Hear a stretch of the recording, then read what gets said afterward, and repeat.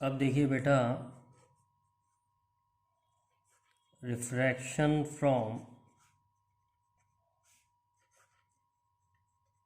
Single curved surface.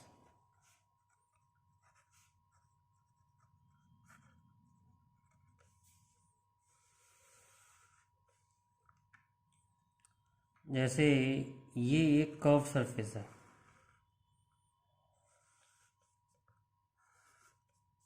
और ये principal axis है।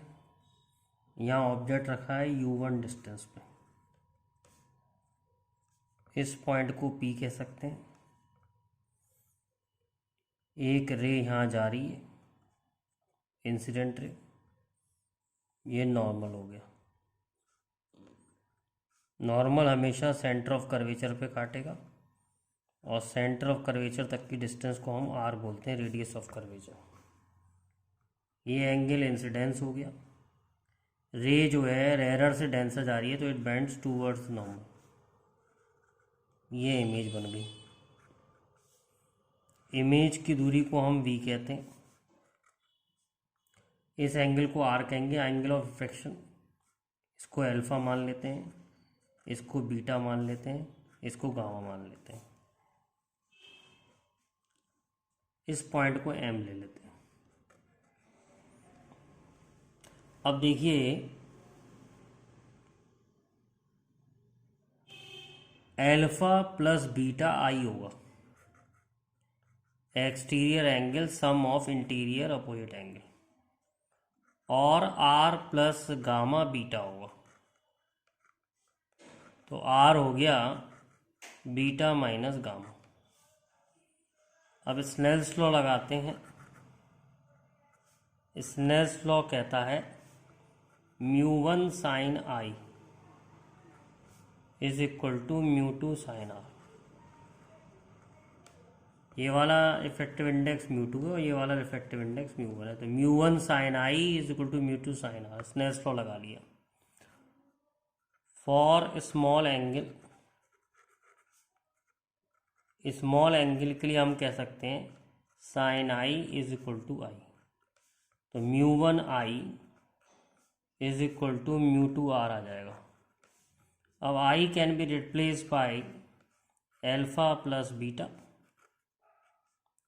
और μ2 r can be replaced by beta minus gamma.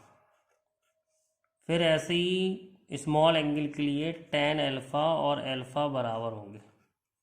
तो हम लिख सकते हैं μ1 अल्फा की जगह लिख सकते हैं tan अल्फा, बीटा की जगह लिख सकते हैं tan beta is equal to μ2 tan beta minus tan gamma.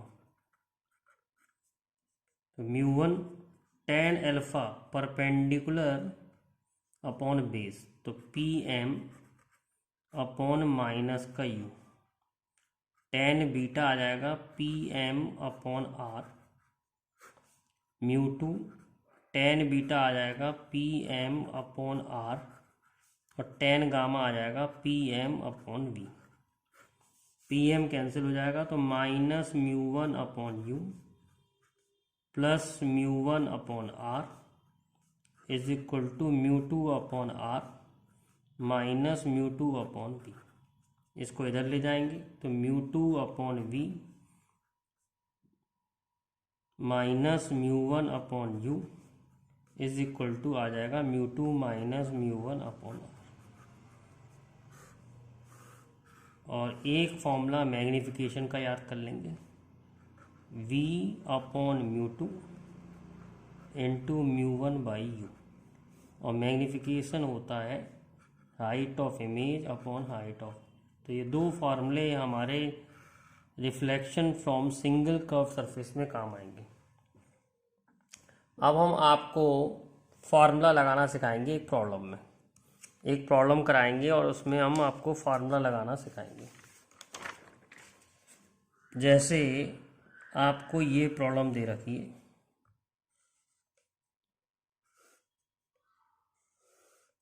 ये रिफ्रैक्टिव इंडेक्स μ2 3/2 है, ये रिफ्रैक्टिव इंडेक्स μ1 4/3 है, ये u की वैल्यू 30 है, रेडियस की वैल्यू 10 है। तो आपको find position of image, find position of image, तो बड़ा सिंपल है।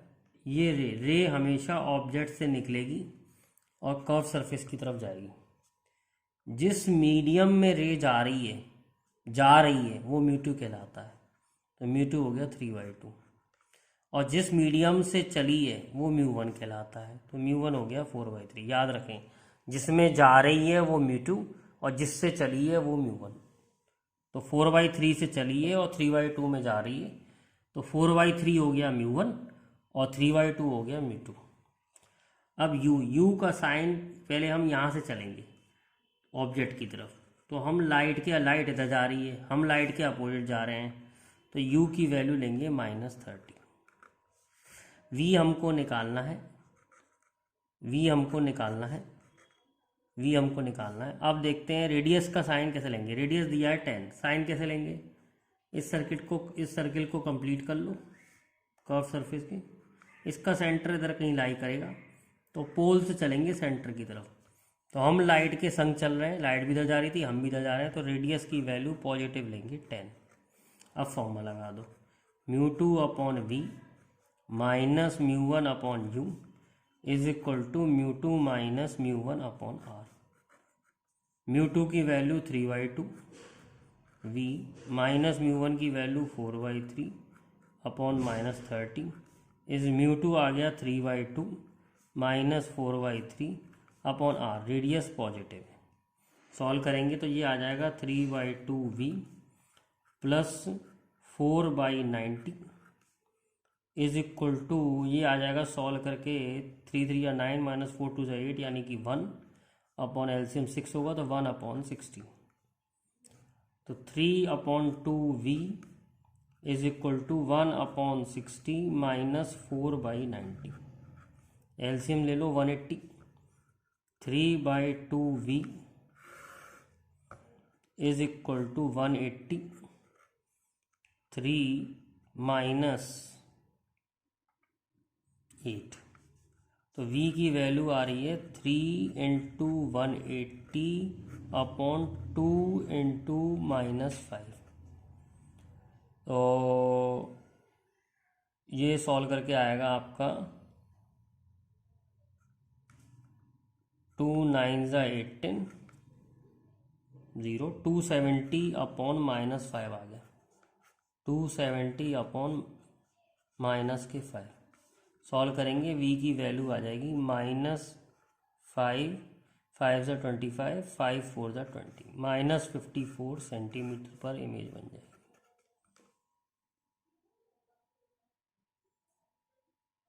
अब देखिए एक क्वेश्चन और सॉल्व करते हैं।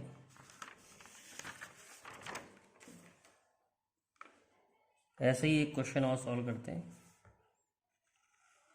ये कर्व सरफेस दे रखा है जिसकी रेडियस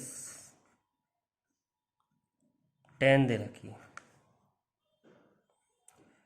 इसका म्यू दे रखा है 3/2, इसका म्यू दे रखा है 1, और ऑब्जेक्ट जो रखा है वो रखा है 20 सेंटीमीटर।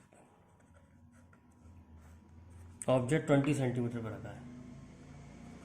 ऑब्जेक्ट से रे चलेगी कर्व सरफेस की तरफ, जिसमें रे जाएगी वो म्यू2 कहलाएगा, म्यू2 हो जाएगा 3/2। जिससे रे चलेगी वो म्यू1 कहलाएगा, म्यू1 हो जाएगा 1। अच्छा, u हो जाएगा -20। क्यों?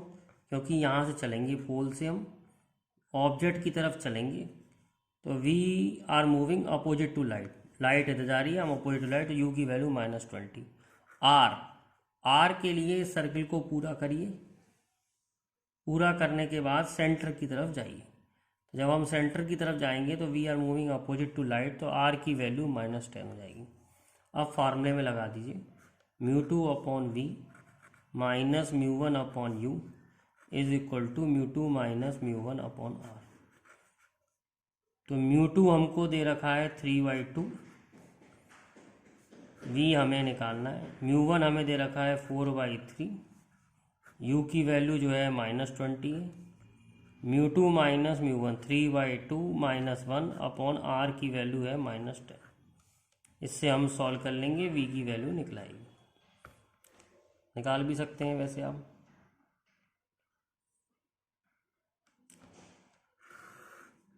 ये आ जाएगा आपका 3/2v, ये आ जाएगा आपका 4/5 20, ये आ जाएगा 1/15, और ये आ जाएगा आपका सॉल्व करके -1/20। तो 3/2v इज इक्वल टू -1/20 और -1/15। तो 3/2v is equal to, LCM ले लो 60, -3 और -4, -4। तो v की वैल्यू आ रही है 3 × 60/2, और ये नीचे आ गया -7, 2 3 = 6, तो सॉल्व करके आ रहा है -90/7। तो इस तरीके से हमने v की वैल्यू निकाली।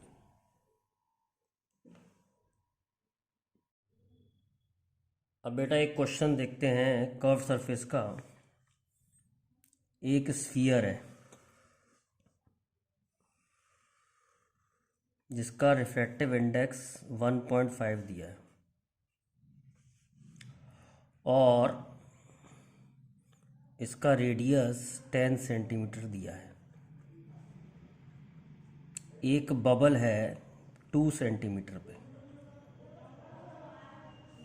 हमको निकालना है यहाँ से देखने पर इसकी इमेज कहाँ बनेगी। फाइंड इमेज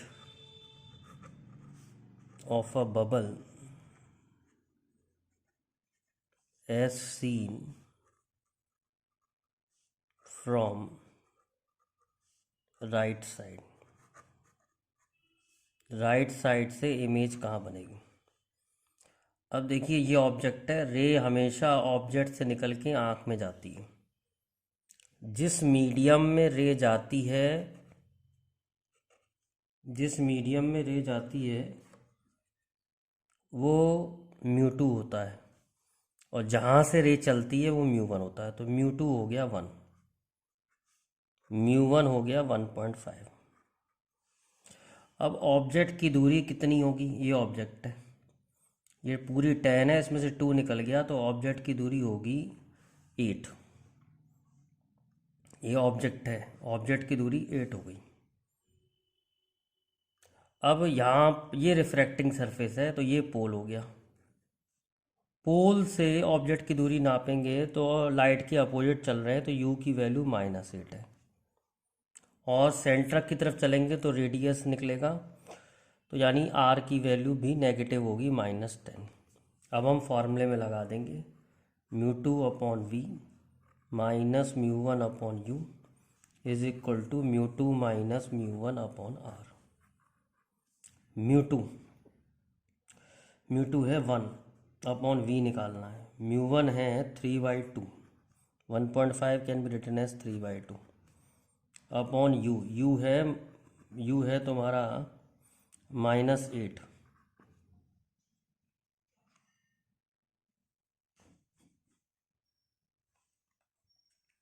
u है तुम्हारा बेटा -8। μ2 अगेन 1 -3/2 अपॉन r की वैल्यू है -10। सॉल्व करके देखते हैं। 1/v की वैल्यू आ रही है 1/v plus 3/16 is equal to 1/20। तो 1/v is equal to 1/20 minus 3/16। तो 1/v is equal to, LCM ले लें इसका, 18 और 16 का 80 मान लो, 24 ज़ा 80 माइनस 16 5 ज़ा 80, 5 3 ज़ा 15। तो ये वैल्यू सॉल्व करके आ रही है -11/80। तो v की वैल्यू हो गई -80/11। माइनस साइन दिखा रहा है कि इमेज जो है यहाँ से 80/11 पर बनेगी। तो इस तरीके से इस न्यूमेरिकल को हम सॉल्व कर सकते हैं।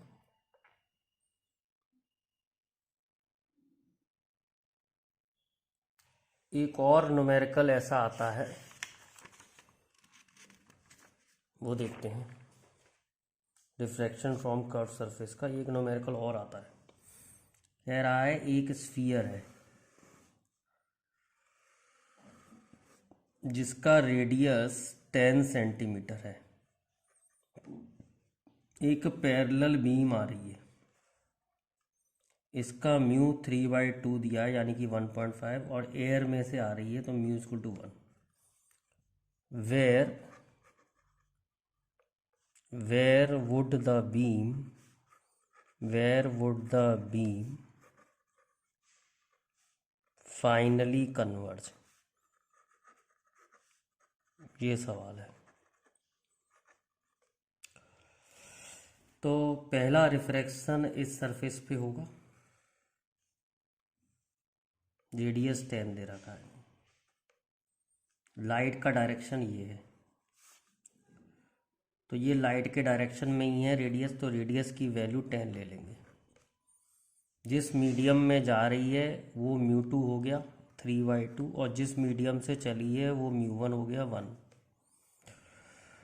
और u क्योंकि पैरेलल बीम है तो u इन्फिनिटी हो गई। तो सबसे पहले हम v निकालेंगे। पहले रिफ्रैक्शन के लिए v कितना है, तो μ2/v minus μ1/u is equal to μ2 minus μ1/r। μ2 है 3/2/v minus 1/infinity is equal to 3/2 minus 1/r। r 10 है, तो 3/2v इज इक्वल टू 1/20। तो v की वैल्यू आ रही है 30। अब बड़ी इंपॉर्टेंट बात है, वो समझने वाली है। v की वैल्यू 30 आ रही है, यानी इस स्फीयर से बाहर बन रही है इमेज।